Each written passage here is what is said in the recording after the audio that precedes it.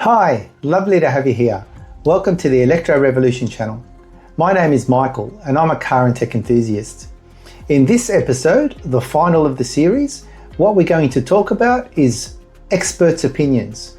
Now, expert is of course a subjective term, but what experts are saying is that these safety systems in the vehicles should not be disabled, and of course the reasons why. Now, they cover very basic reasons. Number one, learn the systems before you disable them, and number two, ask for guidance from the dealership when you buy the vehicle. And the second thing they talk about is adjusting the volume of the settings and the alerts, so the bings and the bongs don't hassle you so much. And the reason for all of this, it actually increases the safety of you and the vehicle. So you're safer when these features are enabled. Well, that's what they say, and that's what we'll cover in this video. So I hope you enjoy this video, and of course you're entitled to your own opinions. I hope you enjoy this video.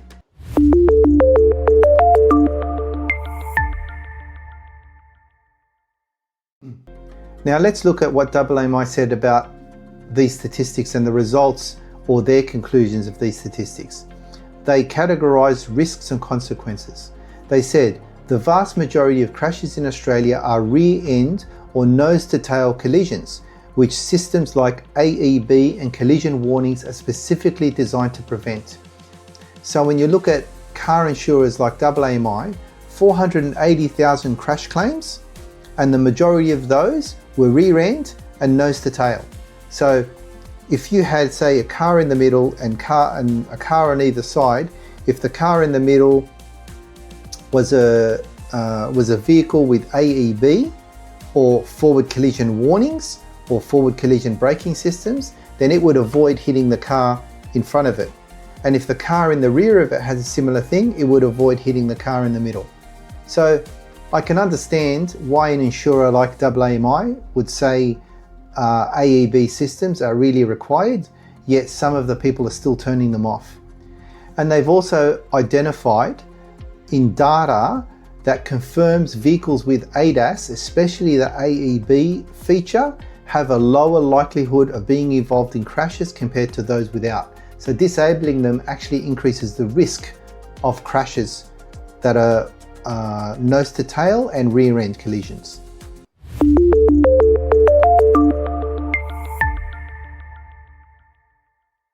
The driver feedback and common frustrations. So real driver testimonial highlight common issues. Number one, sudden or heavy braking when activating collision or reverse sensors, even when no hazard is present. That is true. I've actually experienced that in test driving some of these EV vehicles, and it does happen. It's not often, but it does happen. They're not perfect. Number two, unexpected steering corrections or alerts when changing lanes or passing cyclists. That's an interesting one too. And why is that interesting? Because it actually takes control of the steering wheel. So sometimes, depending on how strong the ADAS system works in that particular vehicle, that also depends on the brand, it can really make it hard to turn the actual steering when it's got control of the steering. I know with the BYDs I drive, it's very easy. It doesn't actually forcefully take control of the steering. You can easily override it. Just by giving it a little nudge like that, you can override it. And the third point is overreaction to shadows, road markings, or lane lines leading to unintended interventions. So that essentially means that not all roads are the same, not all markings are the same. If you're going to change lanes from one area to another area, it actually predicts something that isn't actually intended, and it intervenes. And that is quite annoying if that happens, because you're no longer in control of the vehicle in those situations. You know what's going on, you see what's going on, and yet it intervenes to something that you're naturally doing. That could be annoying, I can understand that.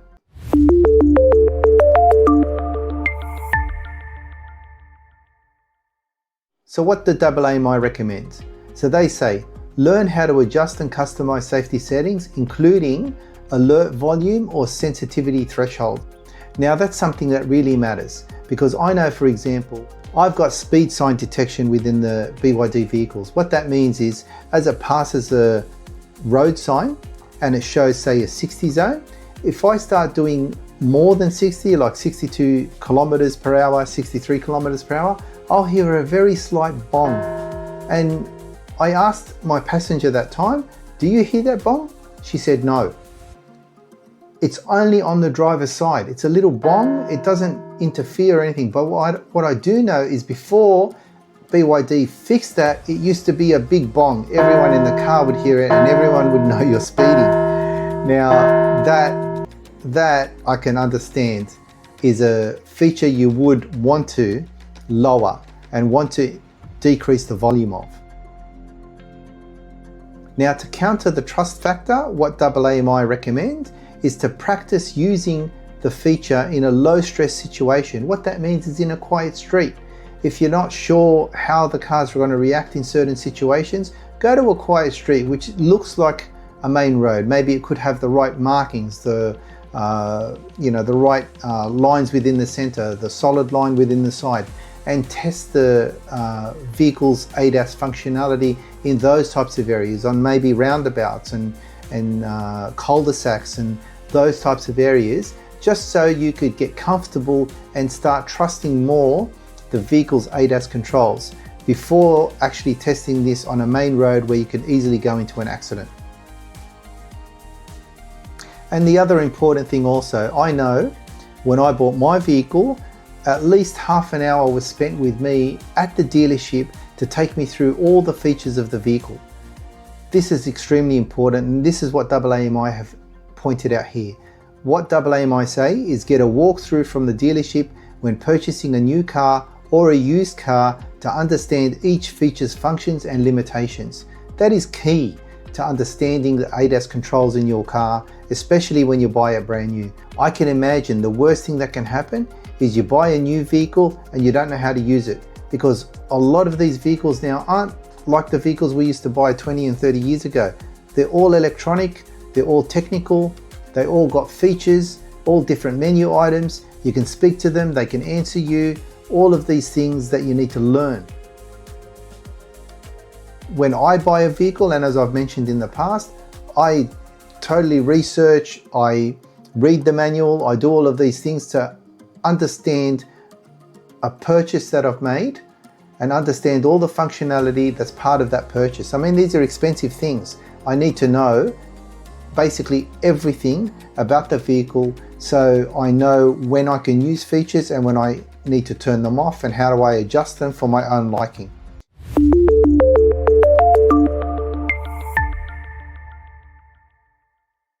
So what do they say is their conclusion? Well, the bottom line is, while modern vehicles come with powerful safety technology, a significant portion of drivers deactivate these features, and that's the 1 in 5, often out of frustration or mistrust. So according to AAMI's findings, this choice may directly undermine their own safety and increase the risk of avoidable crashes. Becoming familiar with how these systems work and how to tailor them can help strike a balance between comfort and safety. I hope you enjoyed that episode. That was the last of the series. Now, it also gives you a different perspective of different things that other people think of.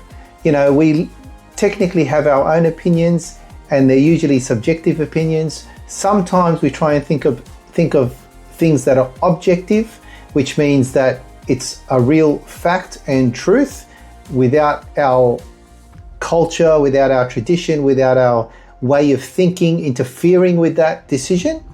But I hope that this has opened your mind and mine as we've gone through this and this particular report. Now, you can only put some of these things like a grain of salt, or you can consider them like, yes, maybe I should do this to keep my family safe and to keep myself safe while driving.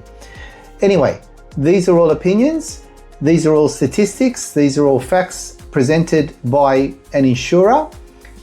It's all up to us to decide what we want to do. At the end of the day, we are the drivers, we are the owners of the vehicles. So I hope you enjoyed this episode. If you did, please give us a thumbs up. It really helps with the algorithms, especially on YouTube. If you like the channel, subscribe to it, share this content with someone who'd enjoy it, or just leave a comment. It really all helps. Until the next video or until the next series, I hope to see you there. Bye for now.